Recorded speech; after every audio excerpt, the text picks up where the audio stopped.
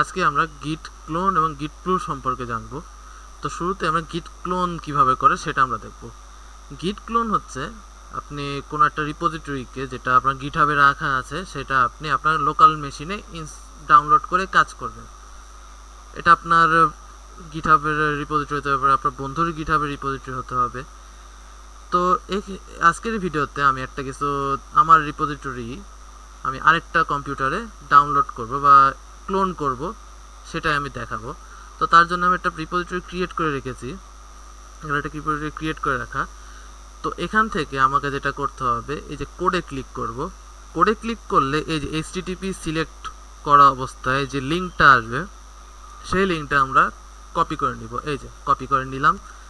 এখন আপনাকে ডিসাইড করতে হবে আপনি আপনার মেশিনের কোথায় ডাউনলোড করবেন, আপনি মানে কোথায় এটা ডাউনলোড করবেন সেটা আপনাকে বলে দিতে হবে।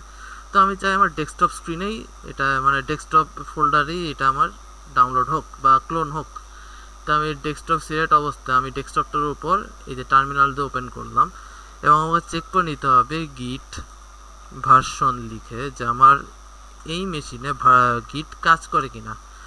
তো আমাকে গিট দেখাতে যে গিট কাজ করছে, গিট আমার এটা কাজ করবে।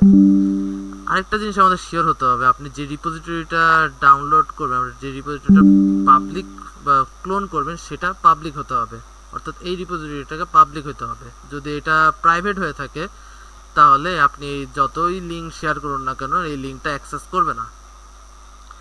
তো এতটুকু আমরা জানার পরে আমরা আবার ফিরে আসি ক্লোন কিভাবে করব। তো তার জন্য আমরা এই যে আমি ডেস্কটপে আছি, এই টার্মিনালটা, এখন আমি গিট ক্লোন, যেহেতু আমি ক্লোন করতে চাই তাহলে এখানে আমার ক্লোন লিখতে হবে এবং যেই লিঙ্কটা আমি কপি করলাম সেটা আমি পেস্ট করে দিলাম, অর্থাৎ গিট ক্লোন, তারপরে যে গিটের লিঙ্কটা সেই লিঙ্কটা দিয়ে যদি আমি এন্টার দিই, এই যে আমার আপলোড নামে যে রিপোজিটরিটা এটা ডাউনলোড হচ্ছে। এই যে 57%, 60% আমার পুরোপুরি এটা ডাউনলোড হয়ে গেল। যদি আমি এখন আমি চাইলে এটাকে ওপেনও করতে পারি, এই যে ওপেন হলো। এখন আমি চাই একটা কিছু আপডেট করতে, এই index.html ফাইলে আমি কিছু আপডেট করব। তাহলে এই যে আমি এখানে আপডেট, আমার যে মেইন মেশিনে সেখানে আমি একটা চলে আসি, এখানে আমি একটা লাইন আপডেট দিলাম, লাইন 3 আপডেট দেওয়ার পরে এখন আমি এখানে বলতে হবে স্বাভাবিক যেভাবে গিট অ্যাড গিট কমিট করি সেভাবে কমিট করে দিলাম এবং লাস্টে পুশ করে দিলাম। এই যে আমার এটা পুশ হয়ে গেল। আমি এবার ফিরে আসি আমার লোকাল রিমোট কম্পিউটারে। এখন যদি আমি এখানে একটা রিলোড দিই, রিলোড দিলে আমার এটা আপডেট আসছে। আমি যদি এখান থেকে যে ওয়েবসাইট থেকে যদি আমি index.html ফাইলটা ওপেন করি তাহলে এই যে আমাকে এই লাইনটা আপডেট হয়েছে দেখাচ্ছে। বাট আমি যদি লোকাল রিপোজিটরিতে যদি index.html ফাইলটা ওপেন করি তাহলে আমি কোনো আপডেট পাবো না। এই যে এখানে লাইন 3 যে লিখেছি এটা কোথাও দেখাচ্ছে না। এখানেই আসে গিট পুলের ব্যবহার।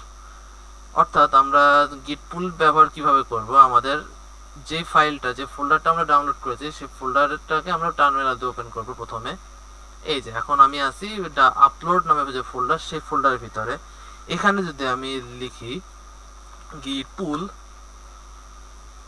এখন আমাকে দেখাচ্ছে যে index.html এর একটা লাইন আপডেট হয়েছে। এখন যদি আমি এটাকে ওপেন করি, এই যে এখন যদি আমি এটাকে রিলোড দিই, এই যে আমার লাইনটা আপডেট হয়ে গেল। তো এই ছিল আজকে গিট ক্লোনের ব্যবহার এবং গিট পুলের ব্যবহার। সবাইকে ধন্যবাদ।